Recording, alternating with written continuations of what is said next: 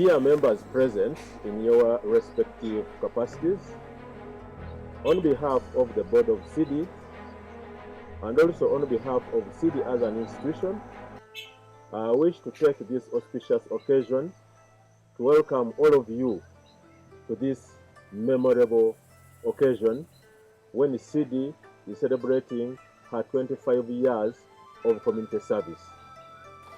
Well, the Cidi idea, I got it right from the childhood when I was growing up, and I saw the kind of problems my family was going through, especially my mother, in feeding us, in educating us, looking for resources to take people to hospital, and all the domestic needs you can imagine in the home, which were always in shortages.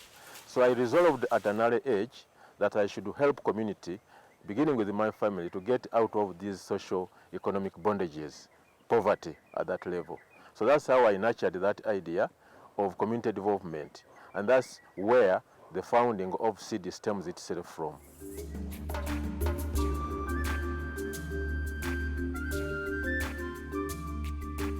When I completed my education, after going through a lot of struggles, which are highlighted in the book, which I'm going to launch today, in 1996, 97, I got the idea that I could be of more use to community by starting up an organization that works at the grassroots. And the development philosophy was to put up an integrated development program that would cater for a rural household. And at that time, I was imagining my household in the home where I grew with my mother. What do they need? They need food, they need water, they need money, they need health. And so I decided that the program that I was going to pursue was going to be integrated and addressing those four sectors.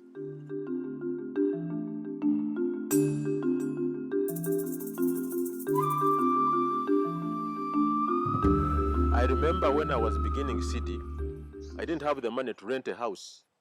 So I went, there was a lady on Susie House, which is just on Gaba Road. She had her room, and I requested her to give me half the room. And from that half the room, I started.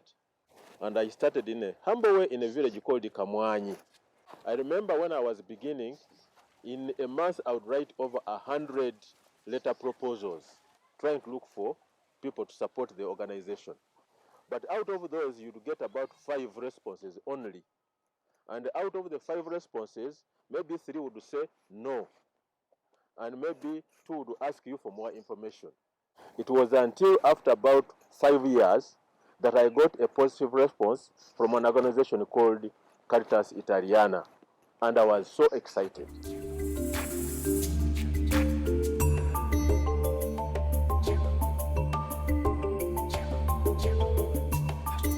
Looking back at the beginning, Cidi is proud of a number of things. One, Cidi has managed to have a home of its own, big home of its own in one of the affluent locations in Muyenga here. We have grown in terms of staff. I started with only 1 staff, but now I have transcended that situation. With only 1 staff at the beginning, now we have about 65 full-time staff with some volunteers. We were working in only 1 small village called Kamwanyi, like I said, but now we are working in 25 districts. We started with only water and sanitation as a program. We are now working with water and sanitation, expanded activities where we do education, but also investments in terms of hardware. We are also doing food security programs, which are big in 28 districts of Uganda. We are doing income generating activities. We have started VSLAs for people. We have built farmer organizations that are very strong, starting from households. We now have about 20 registered farmer cooperatives who are able to do business on their own. We are known in almost all ministries in our sector areas, to the extent that we are invited to participate in joint sector review meetings like for water and also for agriculture. We are working with the National Water and Sanitation NGO network as coordinators of the urban region, and with that we share our experiences with them. We have had quite a number of donors. Like I said, we started with none, but now we have built capacity to attract a number of big donors. We have worked with USAID, we have worked with the EU, we have worked with an organization called Miserio in Germany for the last almost 20 years. Each time our program is growing bigger.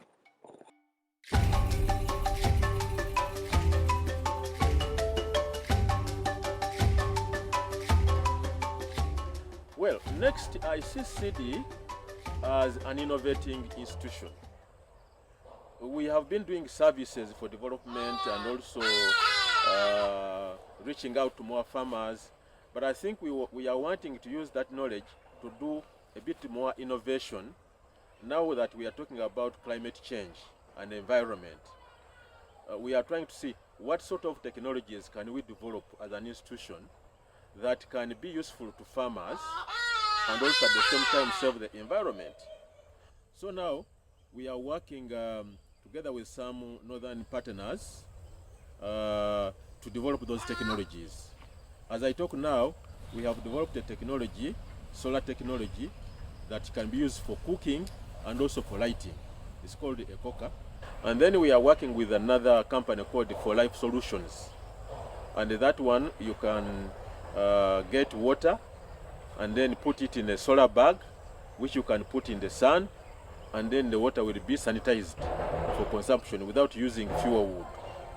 We are greening the environment. We are working with a company called Trofaco, or Tropical Africa Farmer Connect, to grow trees. We call them climate trees, so that the environment, we can leave it a better place than how we found it, so that it can be used for posterity. We are on the side of sanitation. We were constructing toilets and leaving them and then constructing others. But now, looking in the future, we are looking at how can we also participate in collection of sludge, in the transportation of sludge, in the treatment of sludge. So we have set up a mini fecal sludge treatment plant at Kabojia, actually it's just next here, where we can treat the sludge and also use other technologies like briquette making and also ash and making fertilizers. So in the future, we are looking at how do we make innovations that are useful to the environment but also good for the farmers and can create employment for the youth.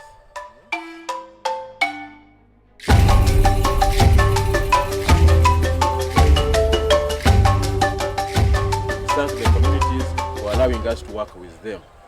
We thank our partners. Development is not a one-man show. It's a network, and we are members in many networks. Some are knowledgeable in other areas where we are not. Like for instance, advocacy. We pursue advocacy in all the same areas that we work. And we have to do this together with partners. So we are grateful to partners.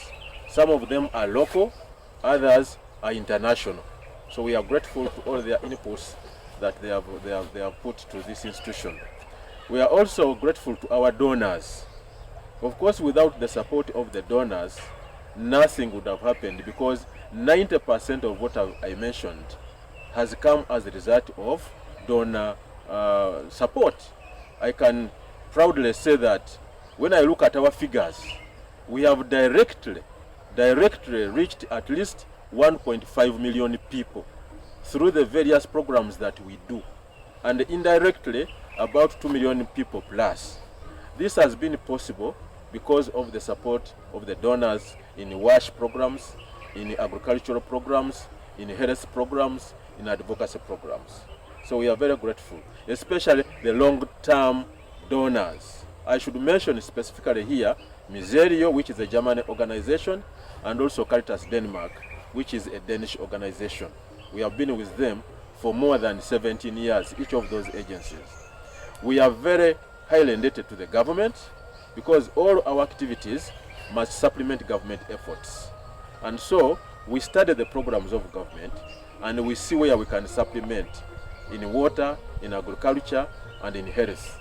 And so we work closely with those structures within the ministry but also specific programs. Like in agriculture, OEC, now we are starting to work with this parish development model to see how we can promote that one within the communities. So we are also grateful to the government for the good working relationships. We sign MOUs with local governments wherever we go to work, in the sub-county, in the district, and they are always handy to work with us. Some of them we have co-opted them on our annual general meeting, and they give a lot of support in those administrative structures of Cidi.